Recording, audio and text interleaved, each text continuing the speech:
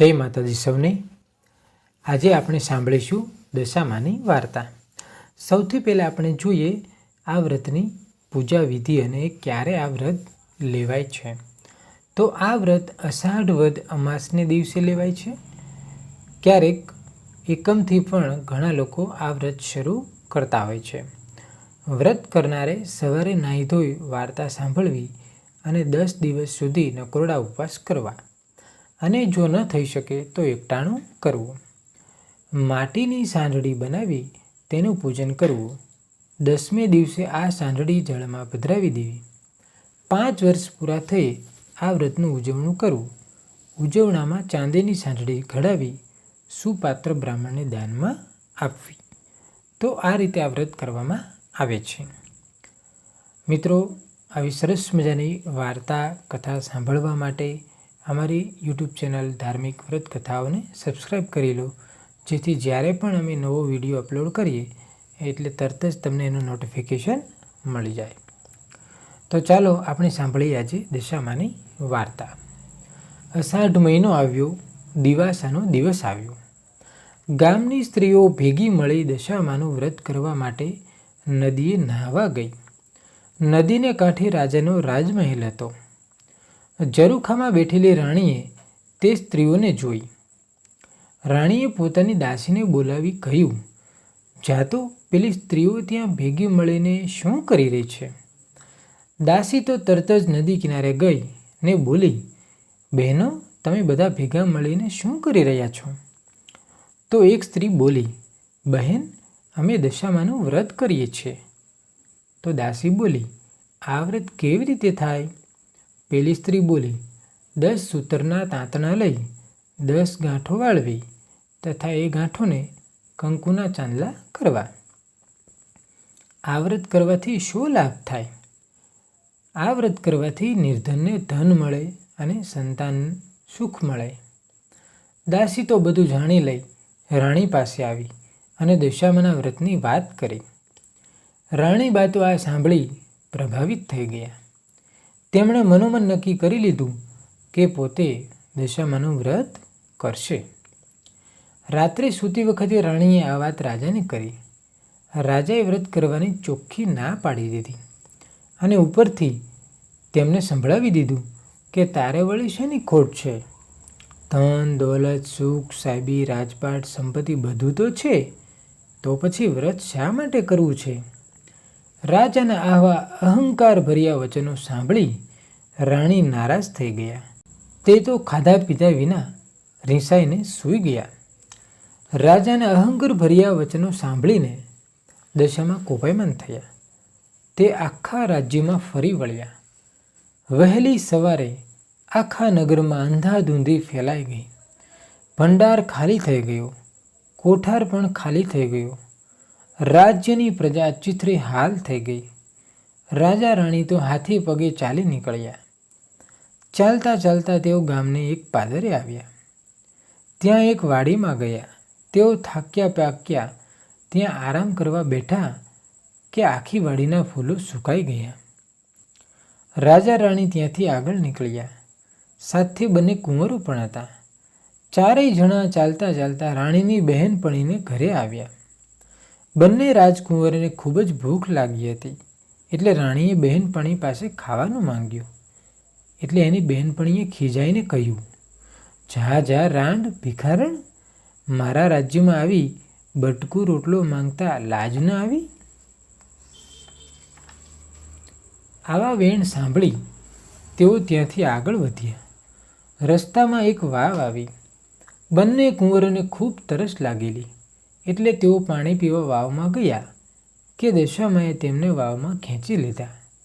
આ જોઈ રાજા રાણી ખૂબ જ દુઃખી થઈ ગયા, કલ્પાંત કરવા લાગ્યા। રાજાને ખાતરી થઈ ગઈ કે નક્કી આ બધું દશામાના વ્રતનું અપમાન કરવાનું જ કારણ છે। રાજાને મનથી ખૂબ જ પસ્તાવો થવા લાગ્યો। તેમણે રાણીને આશ્વાસન આપતા કહ્યું, કલ્પાંત ન કરો રાણીબા, જેણે કુંવરો આપ્યા હતા તેણે લઈ લીધા છે। આપણી દશા હવે ફરી ગઈ છે। સાચે જ દશામાં આપણા ઉપર કોપિયા લાગે છે। તેઓ કલ્પાંત કરતાં કરતાં આગળ વધ્યા। રસ્તામાં રાજાની બહેનનું ગામ આવ્યું. રાજાએ પોતાની બહેનને સમાચાર મોકલાવ્યા અને પોતે ગામને પાદરે મુકામ કર્યું. બહેનને સંદેશો મળતા તેમને લાગ્યું કે જરૂર ભાઈને કોઈક દુઃખ પડ્યું છે, નહીંતર હાથી, ઘોડા અને રથ વગર તેઓ આવે જ નહીં. આમ વિચારી બહેને સુખડી બનાવી. માટલીમાં સુખડી તથા સાવ સોનાનું સાંકળું મૂકી પોતાના ભાઈને મોકલાવ્યું. ભાઈએ માટલું મળ્યું એટલે એણે માટલું ખોલ્યું ને જોયું તો સુખડીની જગ્યાએ ઈંટોના ટુકડા થઈ ગયા અને સાંકળાનો સાપ થઈ ગયો. આ જોઈ રાજા વિચારમાં પડી ગયો. તેને થયું કે પોતાની સગી જણી બહેન પોતાના ભાઈને મારી નાખવા તો ન જ ઈચ્છતી હોય. જરૂર આ દશામાંનો જ કોપ છે. આમ વિચારી રાજાએ તે માટલીને ભોંયમાં દાટી દીધી અને રાણીને લઈને આગળ ચાલવા લાગ્યા. આગળ જતાં એક મોટી નદી આવી. નદી કાંઠે ચીભડાના વાડા હતા. રાણીએ ખેડૂતને કહ્યું, ભાઈ, અમને ખૂબ જ ભૂખ લાગી છે, એક ચીભડું ખાવા આપો તો સારું. ખેડૂતે તેમને એક ચીભડું તોડીને આપ્યું. રાજા રાણીને નિયમ હતો કે સૂર્યનારાયણ અસ્ત થયા પછી ખાવું નહીં. તેથી રાણીએ ચીભડું સાલ્લામાં સંતાડી દઈ અને સૂઈ ગયા. એવામાં અજાણ્યા સૈનિકો આવ્યા. પાસેના ગામમાં રાજાનો કુંવર રીસાઈને મોસાળ નાસી ગયો હતો. તેથી તે સૈનિકો તેને શોધતા શોધતા અહીં આવી ચડ્યા. તેમણે રાણીના સાડલામાં કંઈક સંતાડેલું જોઈ એટલે બોલ્યા, બહેન, તમારા આ સાડલામાં આ શું છે? ભાઈ, આ તો ચીભડું છે.